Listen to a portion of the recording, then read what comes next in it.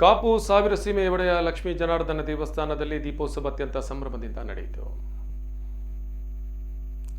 ದೀಪೋತ್ಸವದ ಅಂಗವಾಗಿ ಮಹಾರಂಗ ಪೂಜೆ, ಬಲಿಸೇವೆ, ರಥೋತ್ಸವ ನಡೆಯಿತು. ದೇವಾಲಯ ಹಾಗೂ ರಥಬೀದಿ ದೀಪಗಳಿಂದ ಕಂಗೊಳಿಸುತ್ತಿತ್ತು. ಸಾವಿರಾರು ಭಕ್ತಾದಿಗಳು ಈ ಕಾರ್ಯಕ್ರಮದಲ್ಲಿ ಪಾಲ್ಗೊಂಡು ಅನ್ನಪ್ರಸಾದ ಸ್ವೀಕರಿಸಿದರು.